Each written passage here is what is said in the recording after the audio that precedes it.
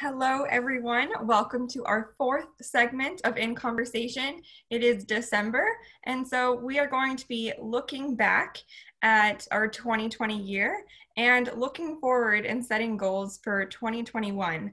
Now, all of these things are going to be related to the Juvenis Festival, so I hope you enjoy. Just a reminder, my name is Maya, and I am one of the co-managing directors for the Juvenis Festival. And I'm Kate, and I'm the other co-managing director of the Juvenis Festival. Awesome. Okay, so first question, Kate, what are you most proud of from 2020? Ooh, that's a great question. I think I'm really proud of just all the connections that we've been starting to slowly form around the community. Like, we have some really great partners. I don't want to say too much yet before the launch, but there's going to be some really exciting stuff being announced there. So I'm really proud of that for sure. Yeah, that's really true. I agree with that as well. I think for me, I just love how we've started the planning process back in June. We knew very little, even less than we do now, about where we'll be at in May. But it we didn't change much for us besides the fact that we couldn't necessarily nail down venues. I love how we just knew that we were going to make this festival as great as it could be, and how right from the start we were dedicated to getting people involved. And I love that people have chosen to get involved and they have been in touch with us.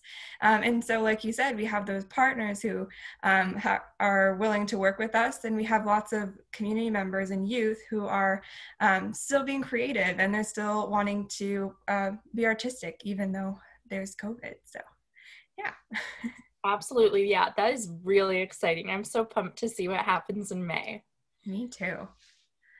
So, next question. What's the biggest thing you learned this year? Um,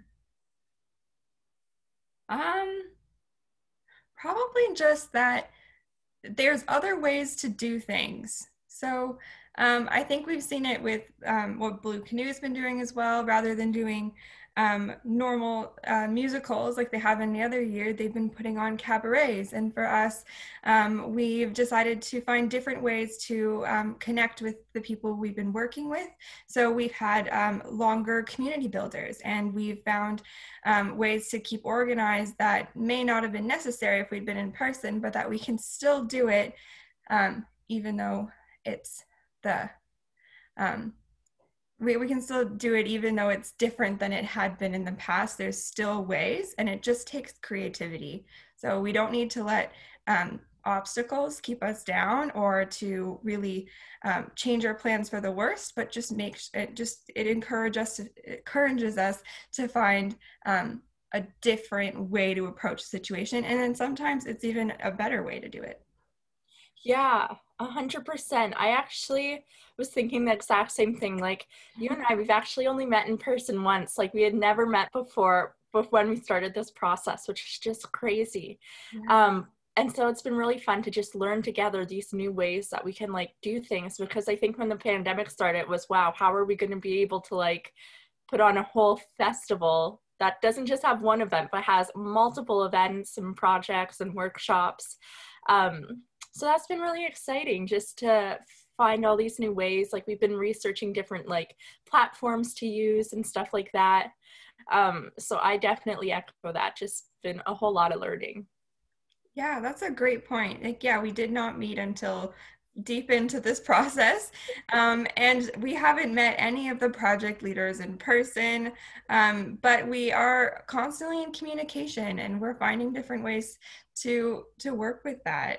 And like you said, we're researching platforms, we're finding cool things. We're not necessarily using backup plans. These are our plans, and we're Yeah. planning for that, which is really cool. Yeah.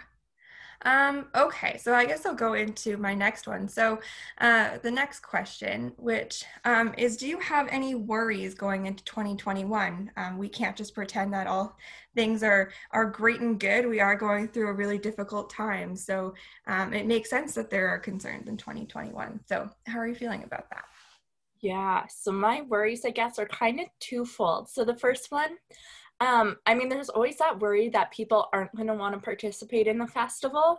But I think so far people have shown that they're definitely willing to participate. So I'm hoping that that energy stays throughout the new year. And then my other one is we kind of have some hybrid model stuff planned. So we're hoping that we'll be able to do some socially distanced in-person things with a small group of people.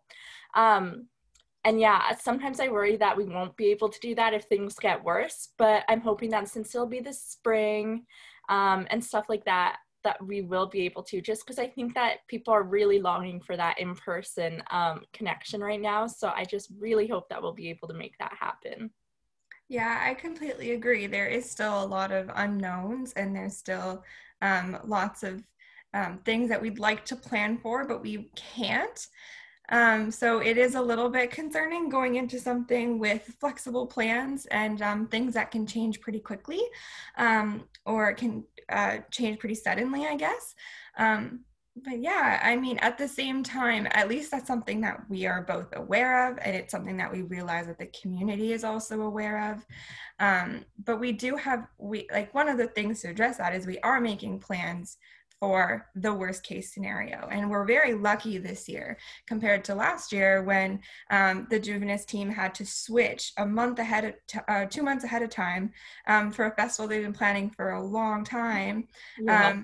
And they didn't know, they couldn't have anticipated this. So we are very lucky to be able to anticipate this and be able to work with that. So, but yes, I do agree. There are some concerns. Definitely there's some concern about whether or not the community will get involved and whether youth will like it as much, because it is really different. But I really do hope that youth will still come out and they'll come see what we have.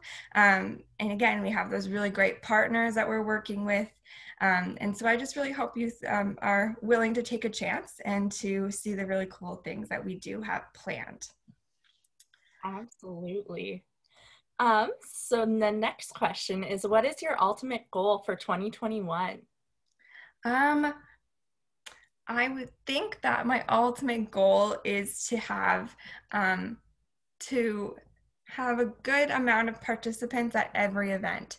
It would be nice to have at least maybe three minimum, hopefully more at every event. Um, I think we put a lot of work into this festival so far, and there's still work to go. All the project leaders have been doing an amazing job building their projects and getting everything set up.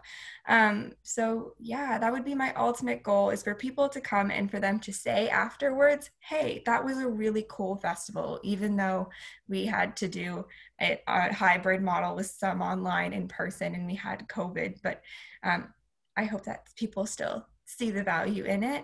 Um, yeah, how about you?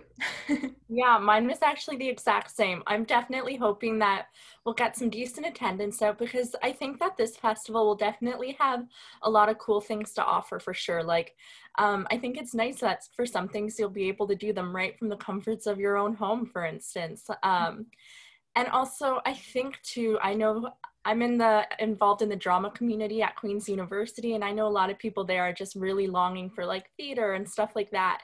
So I'm really hoping that we'll be able to see people like that who are just longing for more arts opportunities out into the workshops and to the events and stuff like that for sure, and just participating and having a good time. I agree. Yeah, I think one of the things that definitely got to me when the pandemic first started was like, I'm just gonna wait it out.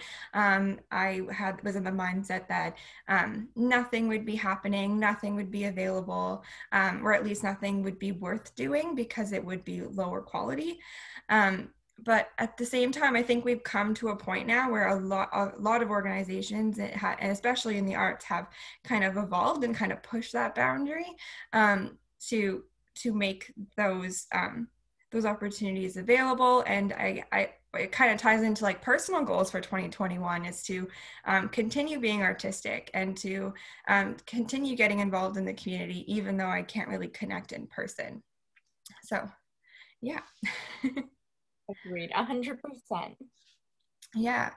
Um, so yeah, what kind of things are we planning on doing, or do you think we or that you personally are doing to kind of reach that goal?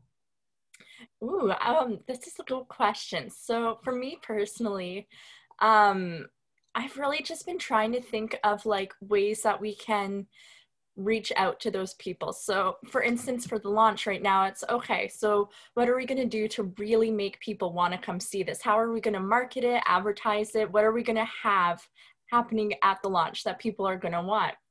And so I've just been really in that mindset of finding ways to just not only reach out to them, but also just engage with the audience. So for me personally, I think that it's taking a bit of extra work just to really engage people right now during the pandemic. Because I think everyone's like, oh, I don't want to sit on my computer, you know, watching a video or doing Zoom for longer because I already do that for school or work.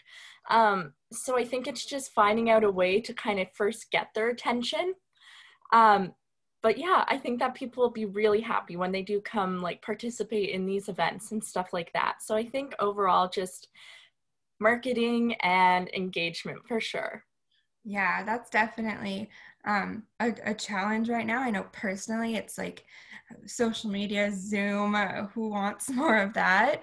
But yeah, I think one of the things that I'm kind of thinking of too is just making all the opportunities really accessible.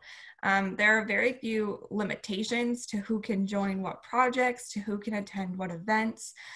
Everybody's is really in the mindset of let's give the opportunity to as many people as possible because people need it right now.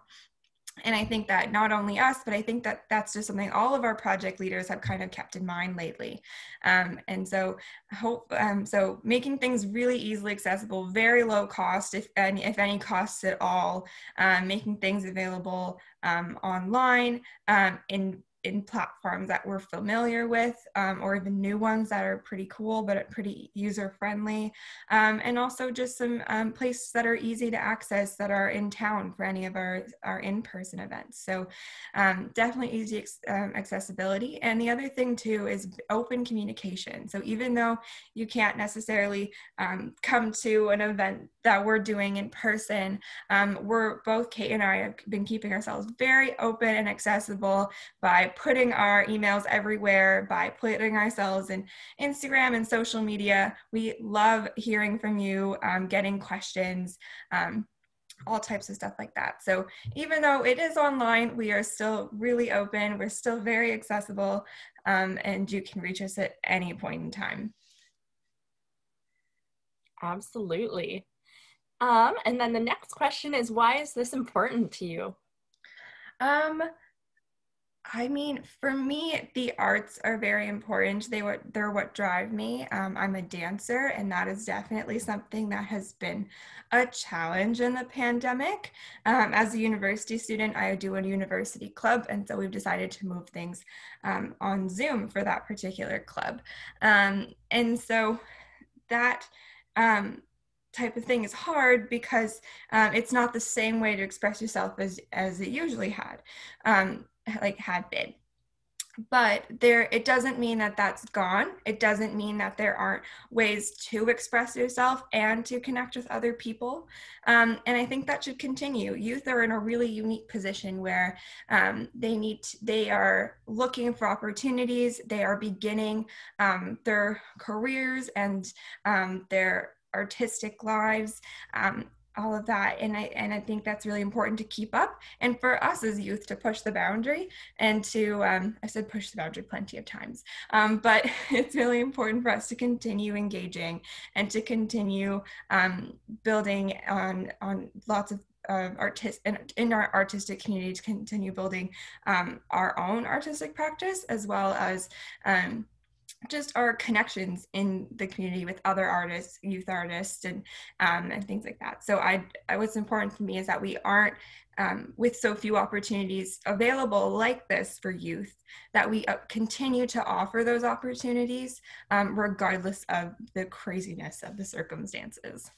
Yes, I'm definitely echoing everything that you just said there.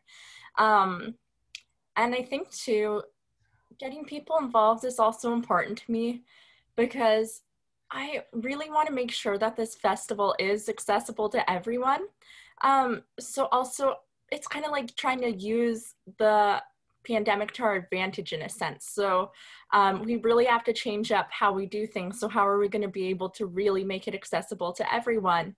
And I think that, the online model can be great because really, like, even if you don't have a computer, you can go to the library, for instance, and just log into a computer there, and it's free. Our events, like our workshops and stuff like that, or as low as a cost as possible. So I think that that makes it really easy for people to get involved. We've had conversations with the project leaders too. They're doing whatever they can. And then of course, if someone comes to us and they say they really want to participate in something, but they can't afford it, we'll do our best to accommodate however we can. So I think it's just important that we just really try to make it accessible to quite literally everyone. And I think we've been working hard at doing that. And hopefully, it might not be perfect, but hopefully we make it work somehow. Yeah. Well, I think if this conversation proved anything, it's that Kate and I are in a very similar mindset and that we're working towards the same goal and that we're both very passionate about that goal. And so we hope that this has helped you understand a little bit more about what direction we're going in, especially with the festival coming up in only 4 months, only 4 months, in a bit. So going into 21, we can really start looking at Juvenis 2021. So yes, any last words, Well, Kate? yeah, if you're really looking forward to learn more about this year's festival and what'll be happening at it, please tune into the launch on January 9th. So we'll be having our project leaders announce what they're up to and also how you can get involved in their projects. So that'll be auditions, production team recruitment, stuff like that. And then we'll also be announcing some of our workshops and also a little incentive to tune in. Like I was talking about, we'll be doing a giveaway and also we'll have a raffle. So you will not want to miss that. Yeah. Okay. Thank you, everyone, for all of those who, for all of you who tuned in and listened to this conversation. We can't wait to see what comes out of Juvenis 2021, and I hope that you join us. Bye.